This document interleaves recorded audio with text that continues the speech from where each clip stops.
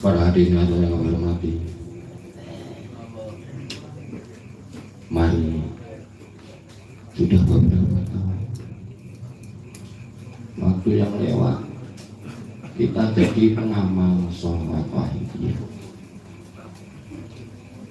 Sudah lama, mari kita introspeksi diri, sejauh manakah kita menjadi pengamal sholat wahidiyah atau memang pengamal sholat wahidiyah. Ini perlu dikaji, perlu kita introspeksi diri. Dan selama penyiar sholat wahidiyah dibangkitkan kembali atau diaktifkan kembali beliau, apa ya, sambil selama lebih ada 3 tahun ini, pentingnya organisasi dalam pengamalan sholat wahidiyah ini sangat penting. Mari kita tinjau, karena banyak mengamalkan sholat wahidiyah dengan ajarannya tanpa organisasi. Mari kita tengok ke belakang, bisakah kita melaksanakan seperti itu? Karena dalam organisasi ada tuntunan-tuntunan yang harus kita laksanakan sebagai pengamal sholat wahidiyah. Jadi kalau kita hanya mengambil amalan sholat wahidiyah dan ajarannya, mungkin ini kurang pas, karena ada tuntunan-tuntunan yang harus kita laksanakan dari mu'alif sholat wahidiyah. Di dalam hal ini kita perlu introspeksi diri. Sekali lagi, sudahkah kita sesuai dengan yang diharapkan oleh beliau mu'alif sholat wahidiyah? Karena ini penting. Jangan-jangan kita ini mengamalkan sholat wahidiyah ini hanya kita sebagai pembaca. Mungkin juga kita bisa sebagai penggemar sholat wahidiyah. Ini bisa. Mari kita introspeksi diri kita sendiri, yang tahu kita. Mari, karena ini penting sekali. Jangan mengaku kita itu sebagai pengamal sholat wahidiyah. Setiap orang yang mengamalkan sholat wahidiyah dikatakan tidak wahidiyah pasti marah. Tetapi tolong, mari kita ngaca pakai kaca rosok. Benarkah kita sudah wahidiyah? Bisakah kita wahidiyah? Tolong tanyakan pada diri kita sendiri, karena ini penting sekali bagi kita. Jangan-jangan kita sebagai pengamal wahidiyah yang majusi. Mari kita tinjau kembali kehidupan kita ke belakang, aspek ke belakang. Kemarin, karena hari ini sama ada kemarin kita rugi, apalagi sekarang lebih jelek dari kemarin, itu celaka. Sesuai yang diharapkan oleh beliau mu'alif sholat wahidiyah. Karena yang bisa wahidiyah hanya beliau mu'alif sholat wahidiyah. Sulit kita. Kita bisa bercerita lillah dan billah, kita bisa cerita li rasul dan birasul, kita bisa cerita li ghos dan billah. Sudahkah kita dalam penerapan kehidupan sehari-hari lillah li rasul li ghos birasul billah billah? Bisakah untuk melaksanakan yukti kulati hakim hakom? Ini perlu kita introspeksi diri. Mari, sebelum kita ajal menjemput kita, sebelum mati, kita introspeksi diri. Sudahkah kita sesuai dengan yang diharapkan oleh beliau mu'alif sholat wahidiyah? Ini penting sekali, karena ini wahidiyah dengan bahaya itu seperti Islam dengan Nabi, menyatu. Kalau kita berbunyi Islam, kita mendengar Islam, kita ingat Nabi. Di dalam hal ini kalau kita mendengar sholawat wahidiyah, ini kelak menyatu dengan bahaya majid mu'alif sholat wahidiyah. Karena beliau yang mendapat tugas di Rasulullah dari Allah. Beliau menentukan kita nih wahidiyah saja sebenarnya beliau. Kita hanya karena kita bisa membaca, kita bisa mengamalkan salawat, karena ini welas asih beliau berani nadrat. Kalau tidak ada welas asih beliau mual salawat ya, kita tidak bisa untuk melaksanakan data ini. Saya yakin karena beliau yang bisa, karena Wahidiyah dan beliau welas salawat itu dari satu kesatuan yang utuh, tidak bisa dipisahkan. Seperti Islam dengan Nabi, satu kesatuan utuh yang tidak bisa dipisahkan. Dan ini Wahidiyah juga tidak diwariskan selayaknya Islam. Ingat sekali lagi, Wahidiyah tidak diwariskan selayaknya Islam.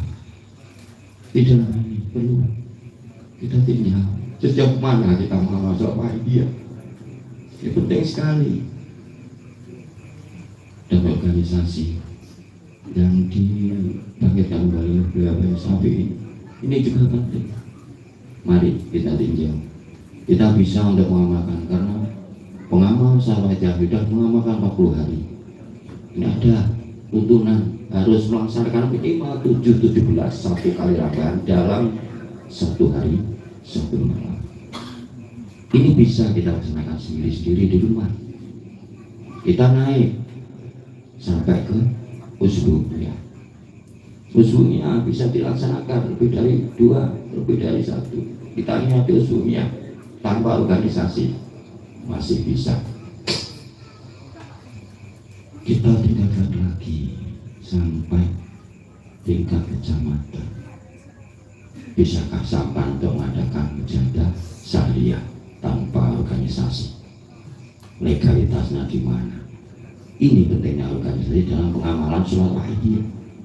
Ini tuntunan-tuntunan yang harus kita ikuti, yang harus kita penuhi kalau kita ingin menjadi pengamal sholat Wahidiyah.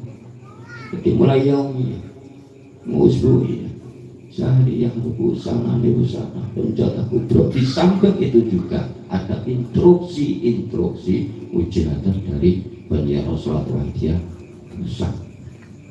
Ini harus dilaksanakan. Ini penting sekali. Jangan berharap kalau kita hanya leda-ledi seperti ini. Selaku guru kehabisan waktu, karena kita tidak tahu berapa lama kita hidup. Kita tidak tahu jatah kita hidup sampai berapa tahun. Di dalam hal ini mari sebelum terlambat kita benahi, karena penting sekali. Di dalam hal ini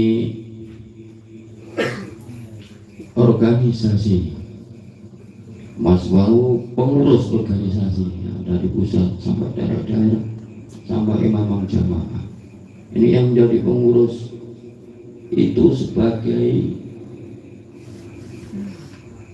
jangan jadi pengurus malah terbalik, sebagai pembantu pengamal sholat Wahidiyah.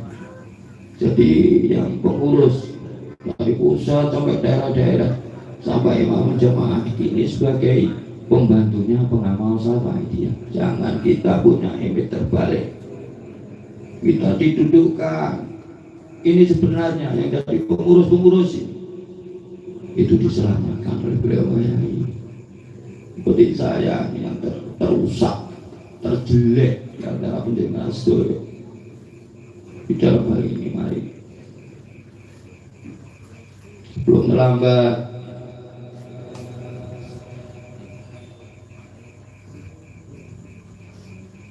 kita amalkan Wahidiyah ini. Amalan Wahidiyah yang di atas tanah.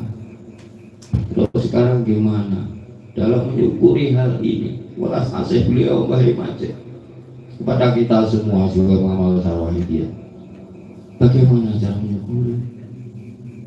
Kita dibina secara rohani, dibina baik Syafi'i secara lahir, yang kita ikuti keyakinannya, jangan sampai keliru. Kita mengikuti keyakinan beliau di mata Romo Haji Abdul Majid Kota Solo Sirah Rasulullah. karena hanya beliau yang bisa mengantarkan kita ke Rasulullah. Tidak mungkin kita bisa lilah-lilah, tidak mungkin. Kita oleh Rasul kita tidak hidup sejamannya. Gimana? Mimpi saja tidak. Sulit sekali kita. Kunci utama dalam mengamalkan saja ini hanya luas. Kuncinya di sini luas. Gimana? Saya mengerti sampai setahu bahaya gimana. Kalau kita mampu, kita laksanakan sehingga kita mudah-mudahan menjadi pengamal sholawat wahidiyah yang wahidiyah. Jadi pengamal sholawat wahidiyah yang hakiki.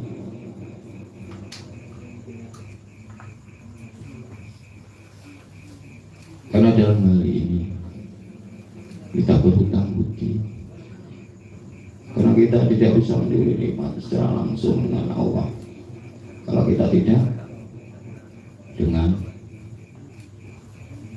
sesama, menyukuri pada sesama.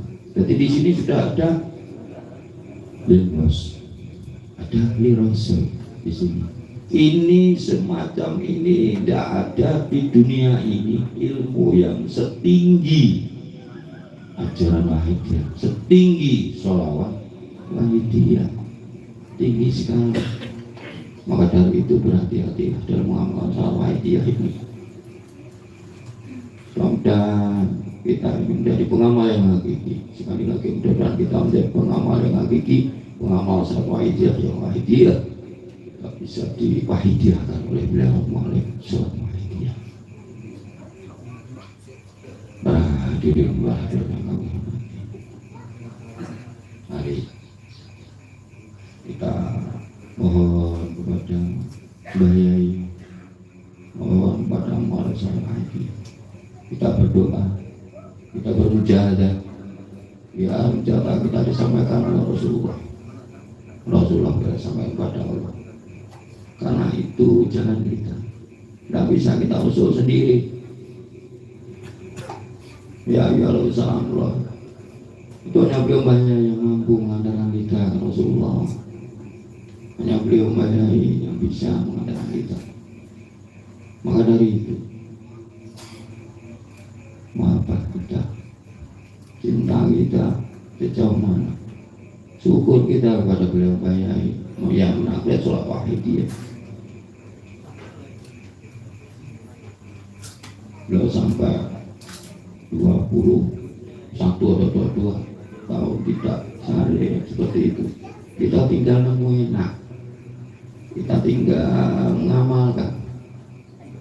Tetapi dalam hal ini belum sesuai semata itu, jika enak kurang enak. Maka dari itu berhati-hati. Mari kita bersama-sama, kita bermujahadah, mohon kata Mbah Yai, mulai sama biar diantarkan ke Rasulullah. Mari, kalau kita tidak bisa hidup, merasa saja Mbah Yai meresani awake dhewe, yang Nabi meresani kita, Allah pun melihat kita. Monggo, kalau kita tidak bisa melihat Mbah Yai hadir di hadapan kita, merasa saja Mbah Yai meresani kita. Monggo para hadirin, monggo kita toto atap kita oleh batin, kita mujahadah biar diantarkan oleh Mbah Yai kepada Rasulullah. Mari